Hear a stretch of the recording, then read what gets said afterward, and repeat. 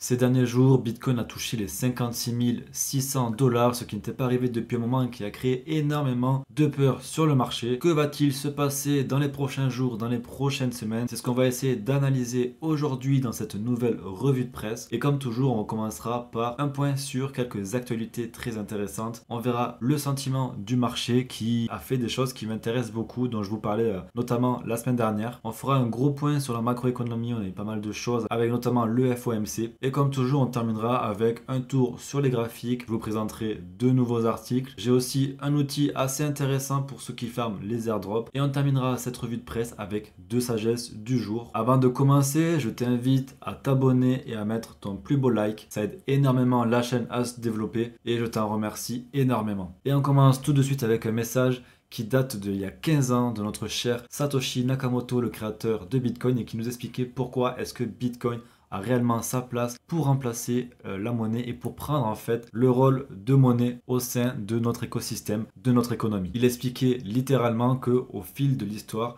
les hommes ont toujours eu des commodités, donc des matières premières en tant que monnaie, et que cela était nécessaire pour s'échanger des choses au fil du temps. On a eu des coquillages, on a eu des pierres, on a eu l'or, mais qu'aujourd'hui, donc à l'époque de 2009, mais c'est toujours valable aujourd'hui, nous n'avions plus ce système monétaire qui nous permettait vraiment d'avoir ces commodités qui étaient rares en fait, qui étaient rares et qui conservaient la valeur dans le temps, puisque vous le savez très bien, le dollar, l'euro sont des monnaies qui sont dévaluées au fil du temps à cause de l'impression monétaire. Et Satoshi nous disait que s'il y avait un désir d'échanger de la monnaie ou une forme de monnaie avec Internet sans avoir de tierce partie, donc sans être contrôlé par un État centralisé ou une institution centralisée, dorénavant, c'était possible grâce à Bitcoin. Et donc on le remercie énormément pour sa création. MicroStrategy, donc l'entreprise de Michael Saylor qui possède plus de 200 000 bitcoins. Je ne sais plus exactement tellement ils en ont énormément. Ils annoncent lancer une plateforme d'identité décentralisée sur Bitcoin et qui permettrait notamment de vérifier son identité à travers le réseau Bitcoin, donc avec le réseau le plus sécurisé au monde.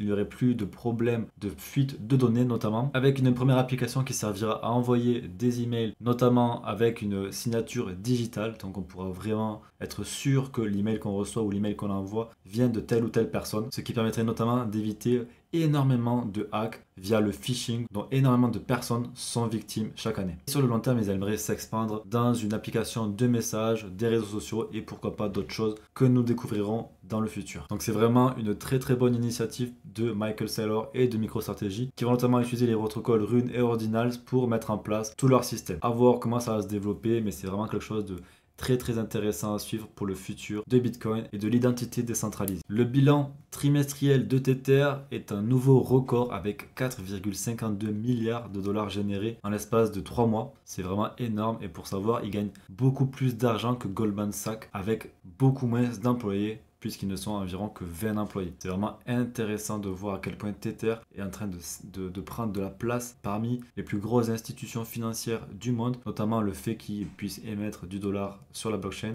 leur permet d'avoir un très gros stock de dollars sur leur compte en banque, lequel qu'ils font travailler et qui leur rapporte énormément d'argent. Également, il faut penser que tous les trimestres, ils achètent 15% de leur profit en Bitcoin, comme c'est précisé sur le tweet également, ce qui ferait 600 millions de dollars d'achat. Petite nouvelle pour cet été, il y a des rumeurs de ChatGPT 5 et ça pourrait littéralement lancer une nouvelle AI saison. Donc une nouvelle saison sur l'intelligence artificielle, tout le secteur pourrait se retrouver boosté par cette nouvelle annonce, avec notamment Sam Altman qui disait que ChatGPT 5 à côté était vraiment une nouvelle prouesse technologique où nous penserons que ChatGPT 4 était vraiment retardé. Donc très très intéressant comme nouvelle, j'ai hâte de voir comment ça va se passer. Également, je vous donne une petite pépite alpha qui est citée ici. Nous avons le DEAI qui est un projet très intéressant dont je vous parlerai bientôt sur la chaîne. Pensez à vous abonner. Une nouvelle faillite bancaire s'est produite récemment avec la Republic First Bancorp qui a déposé le bilan. On peut voir que leur action est descendue de 99%, ce qui est vraiment énorme. Et donc c'est terminé pour eux, c'est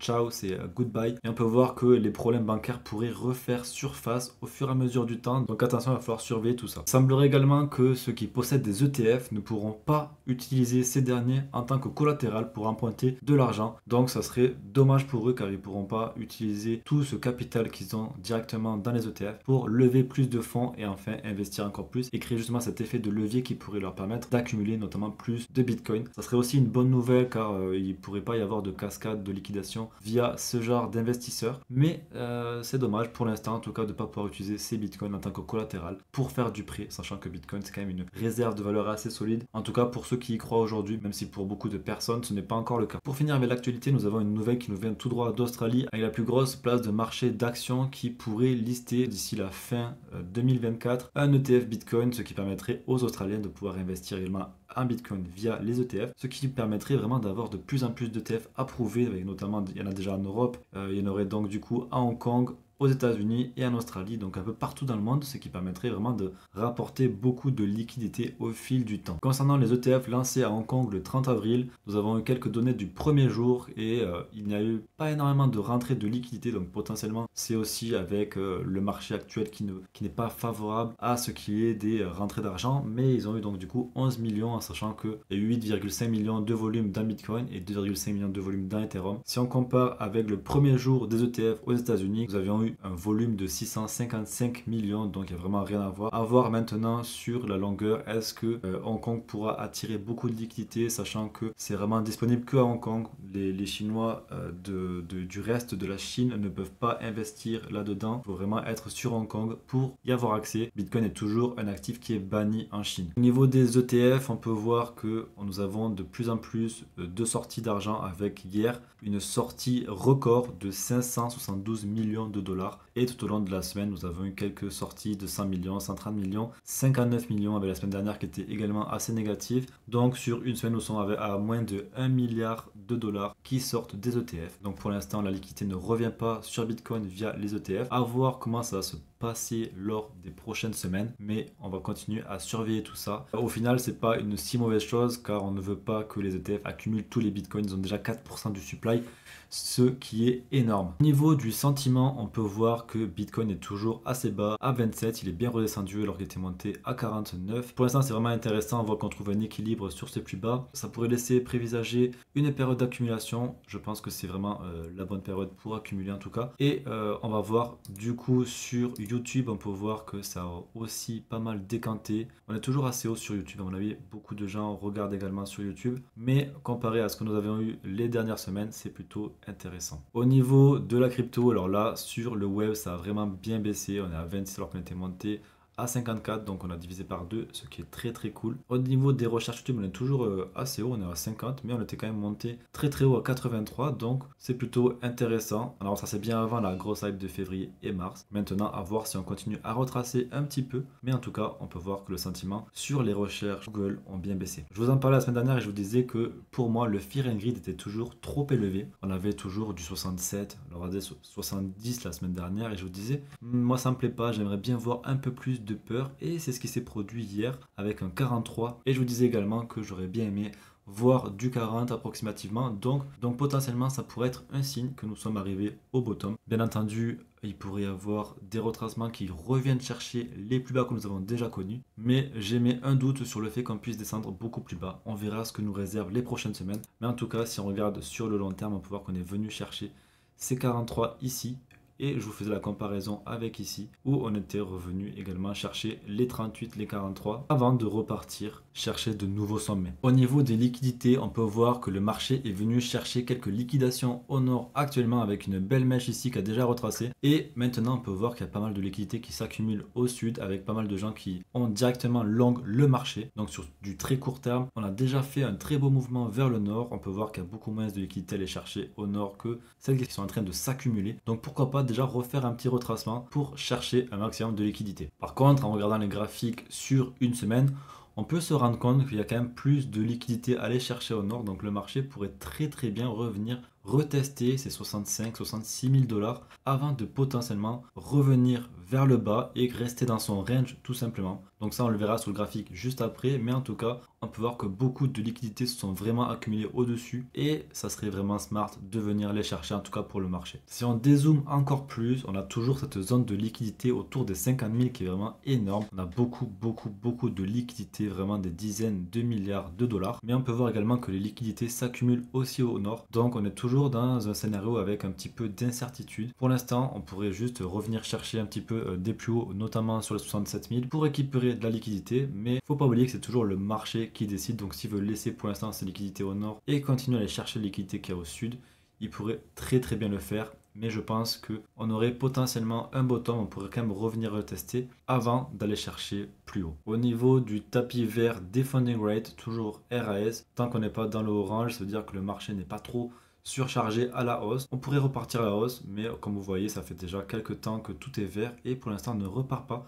Donc c'est pas un indicateur absolu, mais en tout cas on peut voir que parfois, lorsque l'on dézoome, on peut vraiment commencer à se dire, ok, regardez là, au début mars, ça commence à devenir chaud, tous les altcoins deviennent orange, donc ça veut dire que le marché est en train de se surcharger. Donc ça peut être un très bon indicateur pour vendre quand on commence à trop chauffer. Maintenant, on n'est pas du tout en train de chauffer. Donc le marché nous dit clairement qu'il pourrait être prêt à repartir à la hausse. Tout va dépendre également de la macroéconomie et de comment le marché l'aperçoit. D'ailleurs, au niveau de la macroéconomie, nous avons eu le FOMC le 1er mai et comme prévu, en fait, on n'a pas eu de baisse des taux. Donc je vous avais annoncé ça plusieurs fois. Ce qui était vraiment attendu maintenant pour le mois prochain, le 12 juin, c'est le prochain FOMC où on décidera s'il y a une baisse des taux ou non. Et le marché price à 85,8% qu'il n'y aura pas de baisse des taux. Pareil pour juillet où là on remonte à 64,5%. Donc pour l'instant pas de baisse des taux avant septembre. Pour l'instant le marché price à 45% une baisse des taux en septembre. Mais comme vous le savez, on est peut-être un petit peu tôt pour essayer d'anticiper ce qui se passera en septembre. Donc on va attendre sagement de voir comment les prochaines semaines, les prochains mois se décantent et on verra comment ça évolue. Pour te faire un petit récap de ce qui s'est passé lors de ce meeting, bien entendu comme je te disais, ça fait la 6e fois que la Fed ne baisse pas les taux d'intérêt. Ils ont dit clairement que la baisse des taux ne serait vraiment pas adéquate si l'inflation n'est pas dans la direction des 2%. Tant qu'il n'y a pas de progrès pour aller vers les 2% d'inflation, la Fed n'a pas envie de baisser les taux et c'est compréhensible. Par contre, ils ont annoncé qu'il allait y avoir une réduction du quantitative tightening, mais ça on va le voir juste après. Donc je pense qu'ils sont conscients que le combat contre l'inflation n'est pas encore gagné. Donc il va falloir être encore un peu plus patient avant de voir une baisse des taux. En tout cas, c'est ce qu'ils ont laissé entendre. Mais il y a quand même de bonnes nouvelles que je vais vous expliquer tout de suite. Donc concrètement, ce FOMC est assez positif pour le marché en tout cas, car potentiellement ils sont en train vraiment d'utiliser tous les outils qu'ils ont à leur possession pour injecter de la liquidité dans le marché avant de venir baisser le taux d'intérêt. Donc une fois qu'ils auront fini de jouer avec ces petits outils, sûrement le prochain move, ça sera la réduction des taux d'intérêt. Est-ce que ça viendra avant qu'il y ait une potentielle récession? Est-ce que ça sera la récession qui déclenchera ça? Ça, c'est encore l'inconnu, mais potentiellement, ce sera vraiment la récession qui pourrait amener à la baisse des taux. Ils auront en fait plus le choix. Mais en tout cas, ce qu'ils sont en train de mettre actuellement, c'est qu'ils vont faire une réduction du quantitative tightening. Donc, comme le dit London Crypto, le QT taper débutera au début du mois de juin, passant de la réduction de la balance sheet, donc de la quantité de dollars en circulation, de 105 milliards en moins tous les mois à 60 milliards en moins. Donc, nous avons 45 milliards qui ne seront pas retirés tous les mois comme c'était actuellement, ce qui fera de la liquidité en plus pour le marché et ça, c'est une bonne chose, en tout cas pour nous investisseurs. À partir du 29 mai, il y a donc aussi un buyback, un programme de rachat de leurs bons du trésor, donc de leurs dettes. Et ça va également permettre de rajouter pas mal de liquidités sur le marché. On va en parler un peu plus précisément juste après. Donc en fait, ces deux outils qu'ils mettent en place vont vraiment permettre de rajouter plus de liquidités. En tout cas, avec le QT taper, d'enlever moins de liquidités du marché. Et avec le buyback, d'en rajouter également. Donc ça va vraiment soutenir les actions, la crypto. Donc on devrait potentiellement voir un cours qui reprend un petit peu de couleur au fil des semaines. Et ça, c'est vraiment positif. Donc par rapport au programme de rachat des bons du trésor, ça devrait commencer le 29 mai et ça devrait durer jusqu'à fin juillet 2024. Et ça pourrait rajouter pas mal de liquidités dans le marché à coût de 2 milliards par semaine, voire parfois des 500 millions. Comme on peut voir sur l'image juste ici, maximum purchase amount 2 milliards, 500 millions, etc. etc. C'est assez intéressant pour le marché et je pense qu'on pourrait avoir un très bon été. Avant de tourner la vidéo, j'attendais justement cette data. Nous avons donc le nombre de jobs créés qui a baissé. Il y avait une attente de 238 000 jobs, mais il n'y en a eu que 175 000 en avril. Donc c'est clairement une baisse du nombre de jobs ajoutés sur le marché. Et plus on va réduire ça, plus forcément le taux de chômage va augmenter. Ce dernier qui est monté à 3,9% alors qu'on attendait 3,8%. C'est pas encore une très grosse hausse, mais avec moins de jobs ouverts, forcément on va avoir plus de chômage. Et petit à petit, on avance vers le scénario de la récession qui est souvent précédé par une hausse du chômage. On verra comment se passent les prochains mois. Sur le même sujet, on peut voir ici la courbe du job opening qui est en train de décliner. On peut voir qu'il y a une très très belle baisse. Regardez les dernières fois où on a eu des baisses assez significatives, ce qui a causé souvent une récession. Donc on s'en rapproche, plus on va avoir ce genre de scénario, plus on va se rapprocher d'une récession qui va entraîner forcément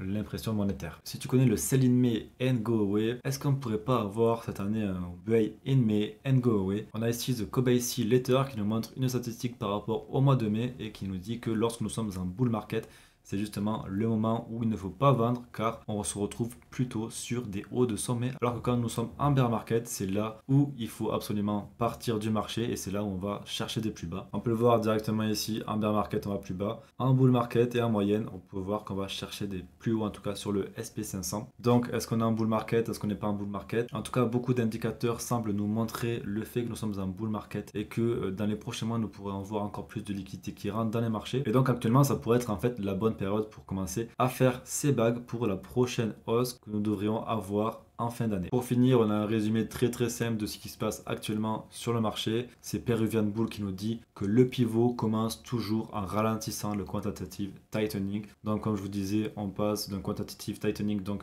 d'une réduction de la masse monétaire du dollar de 105 milliards de dollars par mois. On passe maintenant à partir du mois prochain à 60 milliards de dollars par mois. Donc ils seront détruits, qui seront sortis de ce système. Et la suite appartient à l'histoire et nous pourrons avoir du coup beaucoup plus de liquidités qui rentreront sur le marché et enfin ce bull run que tout le monde attend. Au niveau des graphiques, aujourd'hui on ne verra pas d'altcoin, on verra essentiellement du BTC, de l'Ethereum et pas mal de macroéconomie pour essayer de voir un petit peu comment le marché se comporte. On va essayer de décrypter tout ça ensemble. Si jamais vous voulez voir des altcoins, je vous ai fait 2 vidéos récemment qui vous présentent quelques altcoins assez intéressants à suivre. Donc allez directement sur la chaîne et c'est cadeau. Donc au niveau de Bitcoin, on peut voir qu'on a suivi bien le mouvement en bleu. Même si on n'est pas remonté ici, on est venu quand même directement casser. Et on a tapé également ici, on est venu chercher plus bas sur les 56 600. Donc ce que je vais faire, c'est que je vais enlever les scénarios précédents. Ils sont du coup invalidés. Et donc maintenant, on pourrait très bien avoir ce scénario qui se confirme. Donc avoir BTC qui rebondit, qui revient chercher ici. Pourquoi pas revenir encore chercher le plus bas. Même pourquoi pas revenir chercher plus bas vers ici. Donc on peut voir qu'en daily, on a essayé de casser le range dans lequel nous sommes depuis déjà un petit moment. On est passé en dessous, on a clôturé en dessous. On a essayé de le réintégrer directement le lendemain, mais on n'a pas réussi. Mais aujourd'hui, on a l'air de vouloir le réintégrer. Donc, à moins qu'il se passe quelque chose, je ne sais pas, on devrait réintégrer le range aujourd'hui. Et donc, pourquoi pas revenir chercher le haut de cette trendline avant de potentiellement revenir travailler, comme je vous dis, avant de repartir. Maintenant, combien de temps ça va mettre, je ne sais pas. Mais s'il faut, si on ne clôture pas très bien, si on clôture un petit peu en dessous de ce niveau, on pourrait très bien également avoir quelque chose comme ça. Avant de peut-être revenir vers les 52 000. Où là on travaillerait dans un nouveau range pour repartir plus haut. Au niveau d'ETH, en fait on est toujours dans le scénario que je vous avais parlé. Donc le premier ici en haut n'est pas valide. Mais regardez, je vous disais, on peut très bien rester dans ce range ici pendant un moment avant de remonter ou de redescendre. Donc pour l'instant RAS, on est toujours là-dedans, à voir comment ça va se développer. Au niveau du SP500, on peut voir qu'on a fait un très beau rebond sur cette trendline. Maintenant, voilà, on essaie de travailler avant potentiellement de repartir, mais en tout cas, ce genre de scénario me paraît plutôt intéressant. On pourrait peut-être revenir chercher des plus hauts assez rapidement. Au niveau du dollar, comme vous savez, lorsque le dollar augmente, en général, BTC baisse. Quand le dollar baisse, BTC augmente. Donc on peut voir que le dollar a pris un petit coup et que BTC à côté est en train de remonter. À voir ce que va faire le dollar au cours des prochains jours, au cours des prochaines semaines. Mais potentiellement, il pourrait revenir chercher ici pour revenir peut-être travailler. Pourquoi pas revenir plus bas, mais j'ai un doute en général, on resterait plutôt dans cette zone par ici. On peut clairement voir au niveau des liquidités que c'est cette baisse de liquidité qui a fait que Bitcoin a baissé. Si j'ajoute Bitcoin sur le graphique, on va pouvoir voir vraiment avec justesse à quel point la liquidité dans le marché est vraiment importante. Regardez, ici on monte en liquidité, là Bitcoin il augmente. On baisse en liquidité, ça stagne.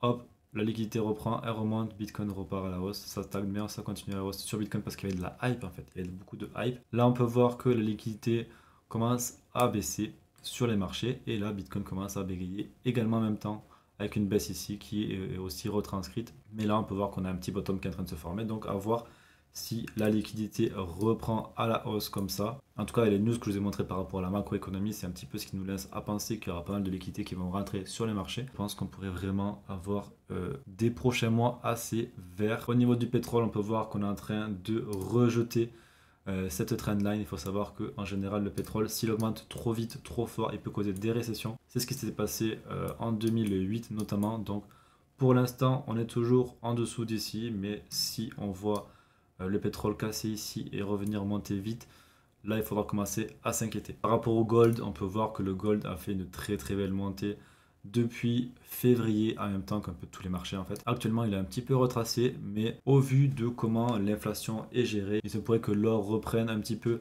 de puissance au cours des prochains jours, des prochaines semaines. Et enfin au niveau d'Apple, je vous parlais que, regardez, on avait une belle figure qui est en train de se confirmer. Je vous disais, soit en fait on baisse, soit on revient intégré. Et au final, regardez, on revient intégré. Et là, on a Apple qui a fait une très très belle hausse de plus de 13% à l'espace de 2 semaines. Il semblerait en fait que le marché ait envie de repartir. En tout cas, les annonces de la Fed a vraiment plu au marché et on pourrait avoir de très très belles semaines devant nous. Allez, on va finir avec les articles de la semaine. Donc là, on a Mayday qui a été écrit par Arthur Hayes. Vous savez que j'adore ce gars, il est très très pertinent.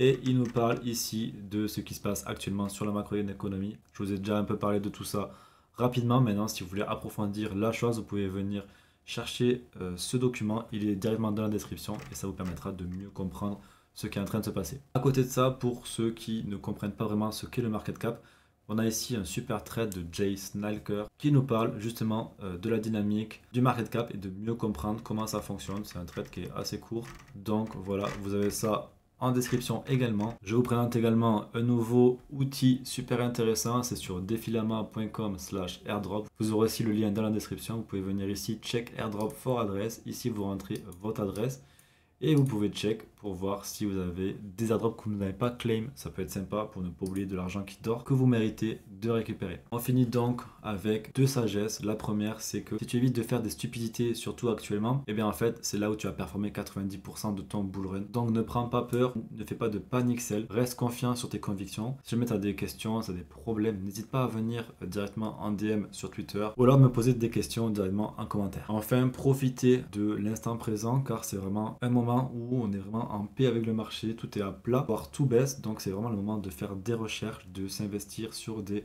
actifs de qualité. Donc prenez le temps de profiter, de savourer de ces moments-là et positionnez-vous sur les projets qui vous plaisent le plus, sur lesquels vous avez le plus de conviction pour vraiment chercher de la performance et pour multiplier votre capital dans les prochaines semaines, dans les prochains mois. Donc voilà, c'est terminé pour la revue de presse de cette semaine. Je vous remercie énormément d'avoir regardé cette vidéo jusqu'à la fin. N'hésitez pas à me dire en commentaire ce que vous en pensez. Ce sera avec plaisir que nous pourrions discuter autour de toutes ces nouvelles. On se retrouve assez rapidement pour de nouvelles vidéos. La prochaine revue de presse sera la semaine prochaine. Dites-moi également en commentaire si vous préférez 1-2 revues de presse par semaine. Ça m'intéresse beaucoup de savoir. Mettez un like, abonnez-vous. À bientôt. Ciao, ciao.